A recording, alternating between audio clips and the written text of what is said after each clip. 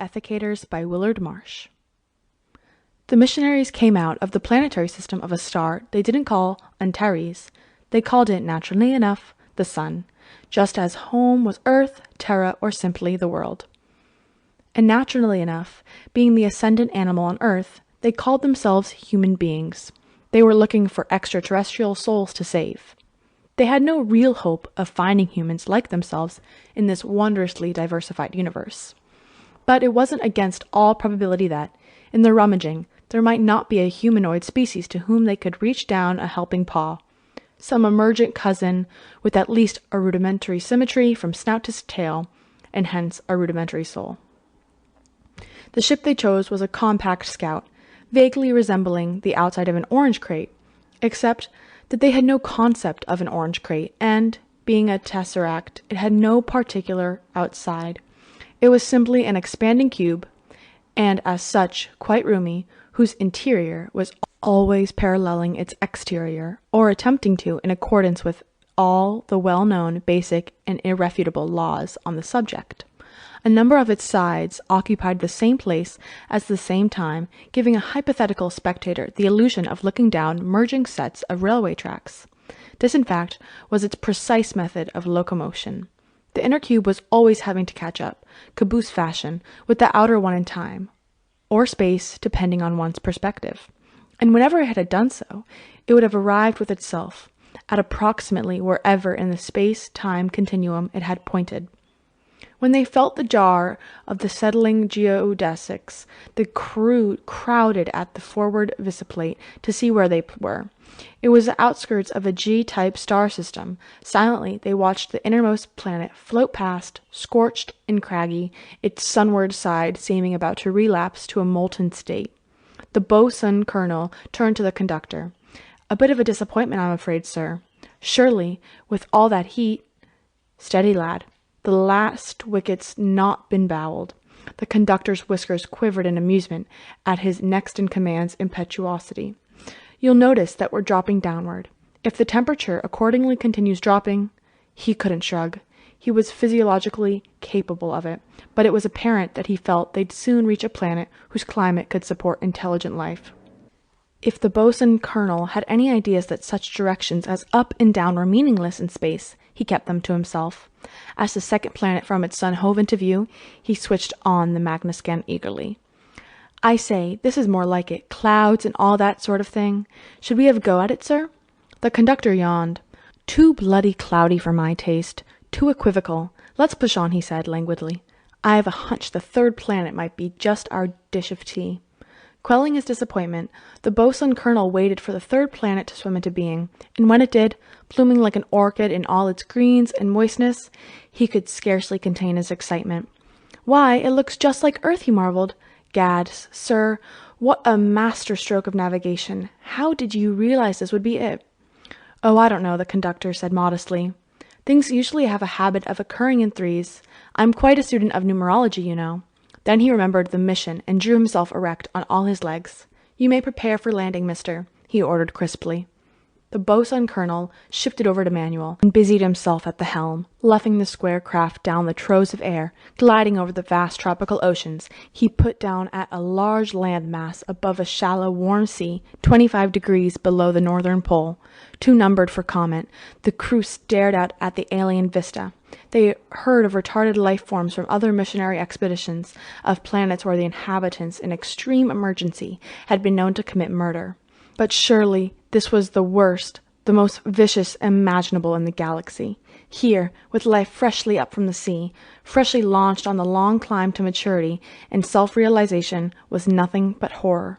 With so lush a vegetation, so easily capable of supporting them side by side in abundance, the monsters were actually feeding on each other. Great lumbering beasts they were, with their bristling hides and huge tails, charging between the giant tree ferns, gouging living chunks from one another, while razor-toothed birds with scaly wings flapped overhead, screaming for their remnants. As the sounds of carnage came through the audio ports, the youngest oarsman keeled over in a faint. Even the conductor was visibly shaken. The bosun colonel turned to him with a sick expression. "Surely it's a lost cause, skipper. Life like this will never have a soul worth saving." Not in its present stage, the old man was forced to agree. Still, one never knows the devious paths that evolution takes. He considered the scene for a thoughtful, shuddering interval. Perhaps, in several thousand millenniums, the bosun colonel tried to visualize this possibility of ethical life ever materializing through these swamp mists, but the logic against it was too insurmountable for the imagination. Even so, he conceded, granting the impossible, whatever shape it took, the only worthwhile species would still be, he couldn't bring himself to say it, meat-eaters, the conductor supplied grimly. On hearing this, the oarsman who had just revived promptly fainted again. It's too deep in the genes, the conductor continued, too far advanced for us to tamper with. All we can do is hope to modify their moral outlook, so that by the time they achieve star travel, they'll at least have a basic sense of fair play. Sighing, bowed by responsibilities inconsummate with his chronological youth, he gave the order wearily. It was snapped down the chain of command to the senior yardbird. All paws stand by to lower the ethics ray. Step lively, lads. Bugger off now. There was a din of activity as the outer locks were opened and the bulky mechanism was shipped over the side. It squatted on a cleared rise of ground in all its complex, softly tickling majesty, waiting for the first human to pad within range of its shedding grace and uplift. The work party scrambled back to the ship, anxious to be off this sinister terrain. Once more, the crew gathered at the visiplate as the planet fell away beneath them, the ethics ray winking in the day's last light like a cornerstone, or perhaps a tambourine. Night closed down on the raw, chaotic world. Huge beasts closed in on the strange star-fallen souvenir. They snuffled over it, then enraged at discovering it was nothing they could fill their clamoring, mindless stomachs with, attempted to wreck it. They were unsuccessful, for the machine had been given an extra heavy coat of shellac and things to withstand such monkey shines, and the machine, in its own finely calibrated way, ignored its harassers, for they had no resemblance to the life it had been tuned to influence. Days lengthened into decades, eons. The seas came shouldering in to stand towers tall above the ethics ray, lost in the far ooze below. Then even the seas receded, and the mountains buckled upward in their place, their arrogant stone faces staring changelessly across the epochs, until they were too whittled down by erosion. The ice caps crept down, crackling and grinding the valleys. The ground stretched and tossed like a restless sleeper, settled, and the ethics ray was brought to light once more.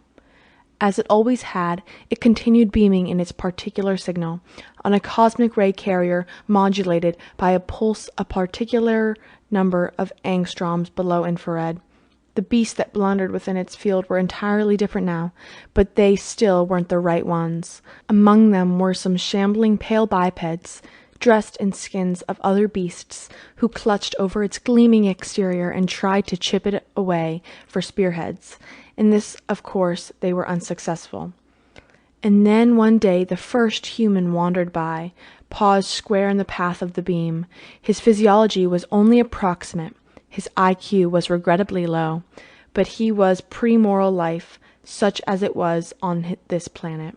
The ethics ray made the necessary frequency adjustments, tripped on full force. The primitive froze under the bombardment, its germ plasm shifting in the most minute and subtle dimensions. Then, its mission fulfilled, the ethics ray collapsed into heavy molecules and sank into the ground. The first convert raced away in fright, having no idea what had happened. Neither did his billion sons and daughters. Back on the home base, the conductor reported in at the Ethication of Primitive Planet's office. It was a magnificently imposing building, as befitting the moral seat of the universe. And the overseer was an equally imposing human, with ears grayed by service. His congratulations were unreversed. "A splendid mission, lad," he said, "and I don't mind suggesting, strictly entre nous, that it could jolly well result in a fleet conductorship for you." The conductor was overwhelmed. "Now, just let me jot down the essentials while they're still fresh in my mind," he continued, pawing through a desk drawer. "Botheration! I seem to have traded the last of my styluses. Do you happen to have one on you?"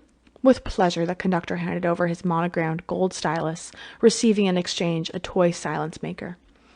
"My youngster traded it to me this morning," the overseer chuckled.